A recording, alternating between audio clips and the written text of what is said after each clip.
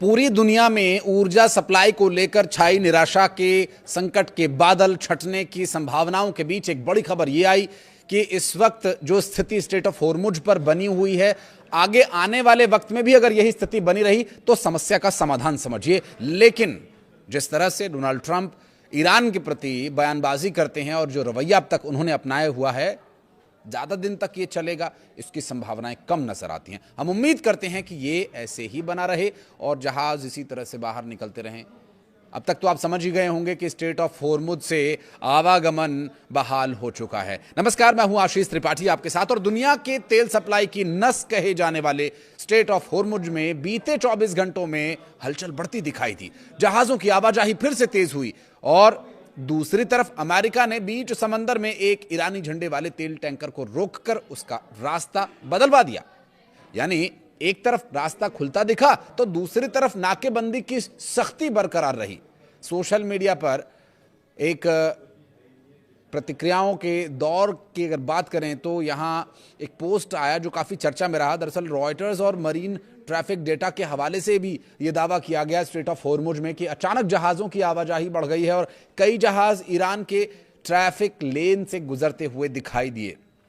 अब ये तेल बहाली दरअसल अमेरिका चाहता भी है कि नहीं? अमेरिका के रवैये से तो ये लगता है कि वो सिर्फ अपने तेल के जहाज या अपने जो उसके सपोर्टिव कंट्रीज हैं उन्हीं के तेल के जहाज को गुजरते हुए देखना चाहता है, बाकी किसी को नहीं। अब अमेरिका तो उन देश के जहाज़ों को रोक नहीं सकता। तो अमेरिका की कूटनीतिक जो छवि अब तक बनी है वो कुछ इस तरह से है कि वो चाहता है कि ईरान दुनिया के नज़र में ये देश आंख का कांटा बन जाए और वो बन जाए उस कांटे को निकालने वाले वैद्य। ऐसा भला होने वाला नहीं है। अमेरिका ये चाहता है कि जितने जहाज रुकें तो उन्हें यह प्रदर्शित किया जाए कि ये ईरान ने रोके हैं और जितने जहाज निकलें उन्हें यह दिखाया जाए कि ये देखो अमेरिका ने ये जहाज निकलवाए हैं। अमेरिका चाहता नहीं है कि और देशों के जो तेल के जहाज हैं उन देशों तक पहुंचे, क्योंकि अगर वो सही समय पर ऊर्जा की सप्लाई होती रही तो अमेरिका को भला कौन पूछेगा। अमेरिका ये चाहता है कि तेल का पूरी दुनिया में नियंत्रण उन्हीं का हो।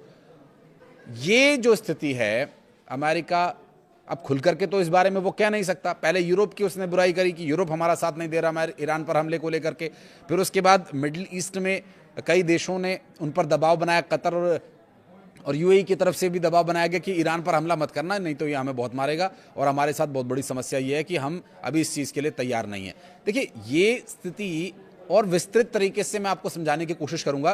कुछ एक इन्फॉर्मेशन जो महत्वपूर्ण है पहले मैं वो आपको बताता हूं। ईरान की रेवोल्यूशनरी गार्ड्स नेवी ने बुधवार को कहा कि उसने पिछले 24 घंटों में 26 जहाजों, जिनमें से तेल टैंकर्स, कंटेनर शिप्स और दूसरे कमर्शियल पोर्ट्स शामिल है, तो इस जलमार्ग से गुजरने दिया गया। लेकिन गार्ड्स नेवी ने एक्स पर एक पोस्ट में कहा कि पिछले 24 घंटों में 26 जहाज स्ट्रेट ऑफ हॉर्मुज से गुजरे हैं। यहां ट्रांजिट आईआरजीसी नेवी की सुरक्षा और समन्वय के बाद हुआ।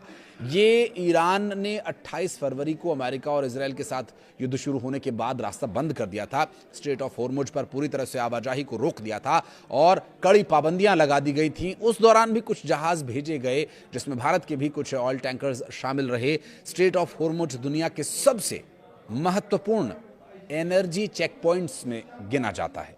वैश्विक तेल और लिक्विफाइड नेचुरल गैस की बड़ी खेप इसी सकरे समुद्री मार्ग से होकर गुजरती है जो पर्शियन गल्फ को अंतर्राष्ट्रीय समुद्री मार्गों से जोड़ता है। दक्षिण कोरिया ने इस मामले में बुधवार को कहा कि उसका एक तेल टैंकर सफलतापूर्वक इस हॉर्मुज स्ट्रेट से गुजरा।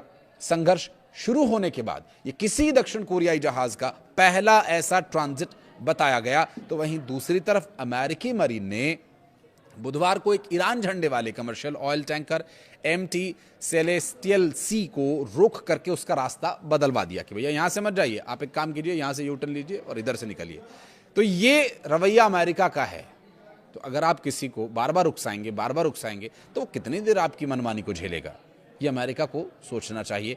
और इसका परिणाम क्या रहा और अमेरिका की इस हरकत को लेकर अमेरिका में क्या बवाल मचा हुआ है, उस पर मैं एक अलग से वीडियो लेकर आऊंगा, उसे भी आप देखिएगा। फिलहाल आपको बता दें कि अमेरिका को यह शक था कि वो ये जहाज अमेरिकी नौसैनिक नाकेबंदी से बचाने की उन्हें कोशिश कर रहा है, क्योंकि 31 मरीन एक्सपीडिशनरी यूनिट्स के मरीन ओमान की खाड़ी में जहाज पर चढ़े, उसकी तलाशी ली, फिर उसे रास्ता बदलने के निर्देश दिए गए या यूं कहें कि मजबूर कर दिया गया। अमेरिकी सेंट्रल कमांड ने यह कहा कि अमेरिकी बल पूरी सख्ती से नाकेबंदी को लागू कर रहे हैं और अब तक 91 कमर्शियल जहाजों को नियमों के पालन के तहत रास्ता बदलवाया गया। और सेंटकॉम के मुताबिक अमेरिका सैन्य बलों ने 12 अप्रैल से शुरू हुई नौसैनिक नाकेबंदियों के बाद 4 जहाजों को निष्क्रिय भी किया है, यानी ध्वस्त कर दिया, समुद्र में ही उसे समाधि दिला दी। अमेरिकी प्रेसिडेंट डोनाल्ड ट्रंप ने दावा किया कि तेल की कीमतें जल्द गिरने वाली हैं। स्ट्रेट ऑफ हॉर्मुज में फंसे 1600 से ज्यादा तेल से लदे जहाज बहुत जल्द बाहर निकलेंगे। ट्रंप ने कहा कि संकट के बावजूद शेयर बाजार पहले से ज्यादा ऊंचाई पर है, जबकि उन्हें खुद अंदेशा था कि बाजार 20 से 25% तक गिर सकता है। ट्रंप ने ईरान को लेकर सख्त रुख दोहराते हुए कहा कि उनके पास कार्रवाई के अलावा कोई विकल्प नहीं था, क्योंकि तेहरान परमाणु हथियार हासिल करने की ओर बढ़ रहा था। ये एक दूसरा मुद्दा है जिसको लेकर के डोनाल्ड ट्रंप लगातार ईरान को दबाव में लेने की कोशिश कर रहे हैं, लेकिन ईरान वही पुष्पा स्टाइल में झुकेगा नहीं वाला जो उसका एटीट्यूड है, ये दरअसल डोनाल्ड ट्रंप को पसंद नहीं आ रहा है। अब चूंकि ऊर्जा सप्लाई का संकट अगर पूरी दुनिया में बना रहेगा, और उससे ऊर्जा सप्लाई का संकट होना एक अलग बात है, लेकिन ऊर्जा सप्लाई के संकट की खबरों का फैलना ये एक दूसरे तरह से शेयर बाजार पर असर डालता है। तो ये जो दोनों बातें हैं, इन दोनों बातों को जोड़ते हुए अमेरिका के प्रेसिडेंट ये चाह रहे हैं कि पूरी दुनिया में उनकी वाहवाही हो जाए, हर कोई उनकी तारीफ करे कि क्या बात है, इतना युद्ध लड़ने के बाद भी शेयर बाजार कितने टॉप पर है। तो शेयर बाजार पर पड़ने वाला असर, दरअसल जो न्यूज़ बाहर आती है उसके हिसाब से शेयर बाजार रिफ्लेक्ट होता है, उस पर उसके फ्लक्चुएशन दिखाई देते हैं। और लोग भी जो इन्वेस्ट करते हैं या इन्वेस्टर्स हैं, वो खुद जाकर को तो देखेंगे नहीं कि स्ट्रेट ऑफ हॉर्मुज में क्या हो रहा है। उनके पास जो न्यूज़ आ रही है, सेंटर से जो खबर उनके पास पहुंच रही है, वो उसी हिसाब से अपने इन्वेस्टमेंट को घटाते या बढ़ाते हैं। तो ये अमेरिका के प्रेसिडेंट की कूटनीति है। अभी वो युद्ध लड़ने की स्थिति में नहीं है। बहुत सारे वो कारण बता रहे हैं कि ये ऐसा हुआ इसलिए हमने हमला नहीं किया।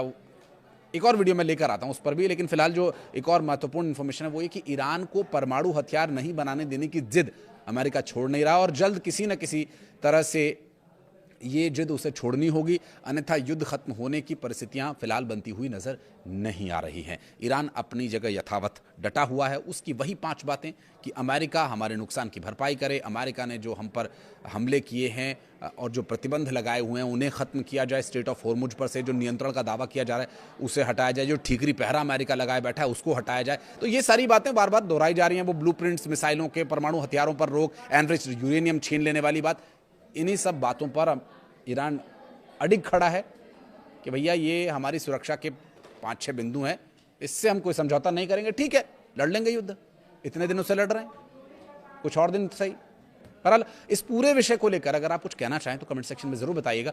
वीडियो को यहां तक देखने के लिए बहुत बहुत धन्यवाद।